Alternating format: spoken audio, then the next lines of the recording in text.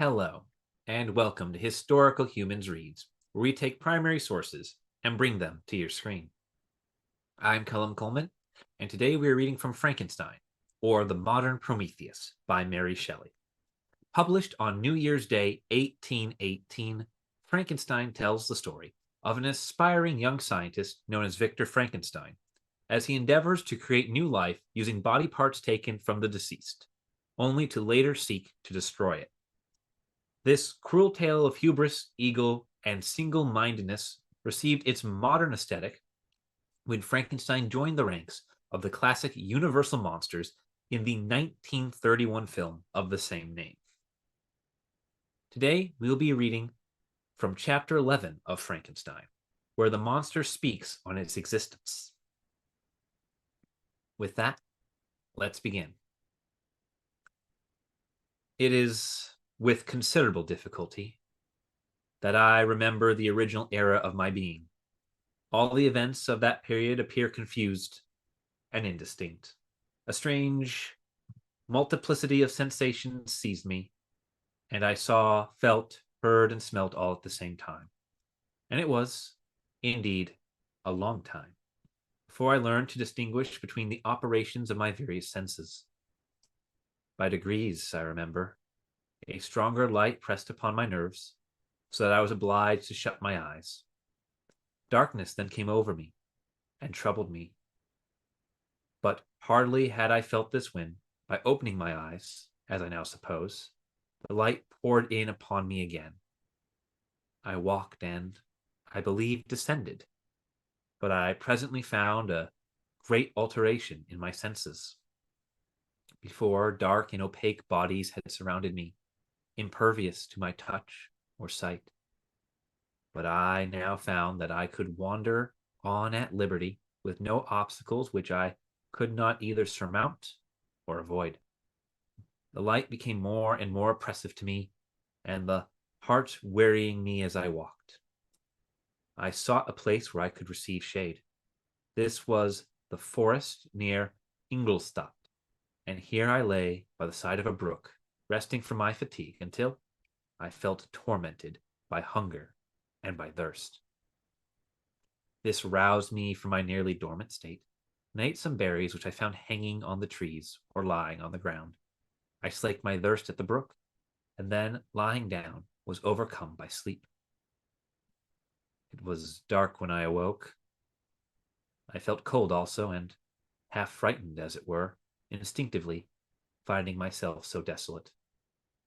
Before I had quitted your apartment, on a sensation of cold, I had covered myself with some clothes, but these were insufficient to secure me from the dews of night. I was a poor, helpless, miserable wretch. I knew and could distinguish nothing. But feeling pain invade me on all sides, I sat down and wept.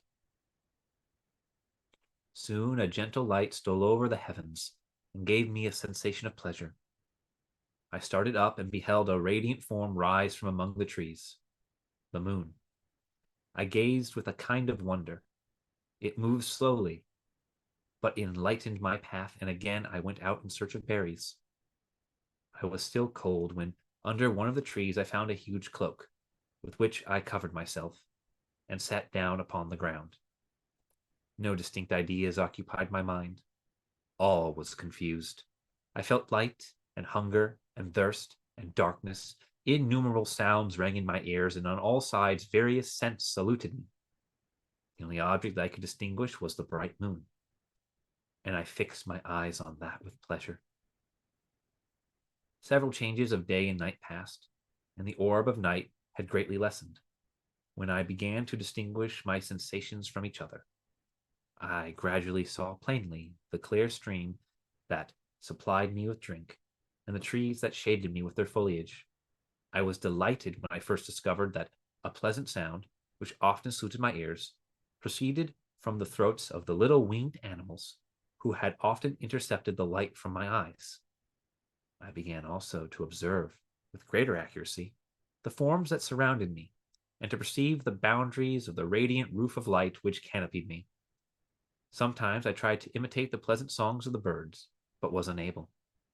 Sometimes I wished to express my sensations in my own mode, but the uncouth and inarticulate sounds which broke from me frightened me into silence again. The moon had disappeared from the night, and again, with a lessened form, showed itself, while I still remained in the forest. My sensations had by this time become distinct, and my mind received every day additional ideas. My eyes became accustomed to the light and to perceive objects in their right forms. I distinguished the insect from the herb, and by degrees one herb from another. I found that the sparrow uttered none but harsh notes, whilst those of the blackbird and thrush were sweet and enticing. One day, when I was oppressed by cold, I found a fire which had been left by some wandering beggars, and was overcome with delight at the warmth I experienced from it. In my joy, I thrust my hand into the live embers, but quickly drew it out again with a cry of pain. How strange, I thought, the same cause should produce such opposite effects. I examined the materials of the fire, and to my joy found it to be composed of wood. I quickly collected some branches, but they were wet and would not burn. I was pained at this, and sat still watching the operation of the fire. The wet wood which I had placed near the heat dried itself, and became inflamed. I reflected on this, and by touching the various branches, I discovered the cause and busied myself in collecting a great quantity of wood, that I might dry it and have a plentiful supply of fire.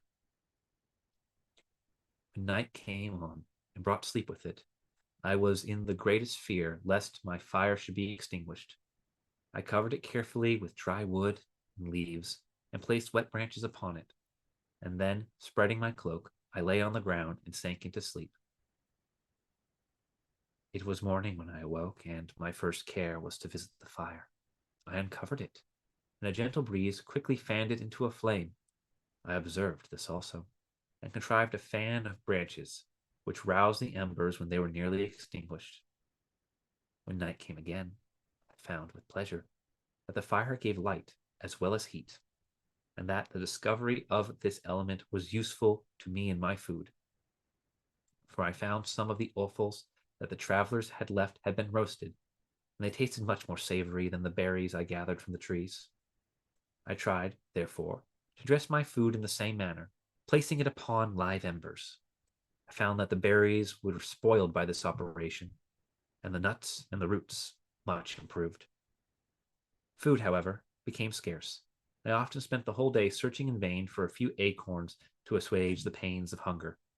When I found this, I resolved to quit the place that I had hitherto inhabited, to seek for one where the few wants I experienced would be more easily satisfied.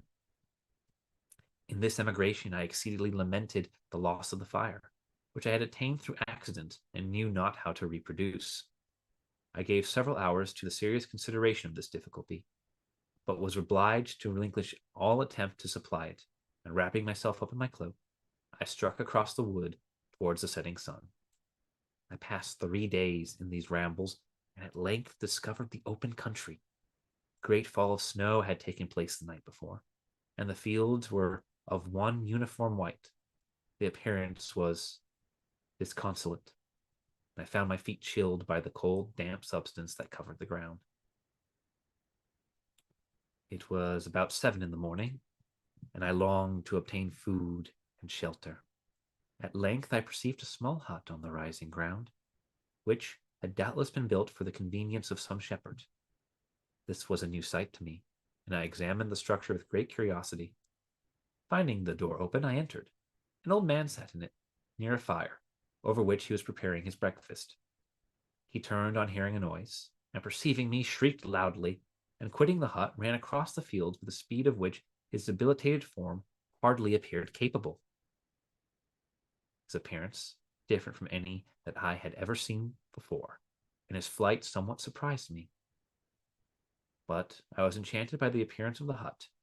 Here the snow and rain could not penetrate. The ground was dry. It presented to me then as exquisite and divine a retreat as pandemonium appeared to the daemons of hell after their sufferings in the lake of fire. I greedily devoured the remnants of the shepherd's breakfast, which consisted of bread, cheese, milk, and wine. The latter, however, I did not like. Then, overcome by fatigue, I lay down among some straw and fell asleep. It was noon when I awoke, and allured by the warmth of the sun, which shone brightly on the white ground, I determined to recommence my travels, and, depositing the remains of the peasant's breakfast in a wallet I found, I proceeded across the field for several hours, until at sunset I arrived at a village. How miraculous did this appear! The huts, the neater cottages, and stately houses engaged my admiration by turns. The vegetables in the gardens, the milk and cheese I saw placed at windows of some of the cottage, allured my appetite. One of the best of these I entered, but had hardly placed a foot within the door, for the children shrieked, and one of the women fainted. The whole village was roused. Some fled, some attacked me, until, grievously bruised by stones and many other kinds of missile weapons, I escaped to the open country, and fearfully took refuge in a low hovel, quite bare, and making a wretched appearance after the places I had beheld in the village. The hovel, however, joined a cottage of a neat and pleasant appearance. But after my late dearly bought experience, I dared not enter it. My place of refuge was constructed of wood, but so low that I could with difficulty sit upright in it. No wood, however, was placed on the earth, which formed the floor, but it was dry, and although the wind entered it by innumerable chinks, I found it an agreeable asylum from the snow and rain. This has been an excerpt from Frankenstein on Historical Humans Reads. If you enjoyed this video and would like to hear more excerpts from original titles, please subscribe to be notified of the next one. If there is a work you would like to hear, be sure to like the video and leave a comment listing it below. Thank you for listening.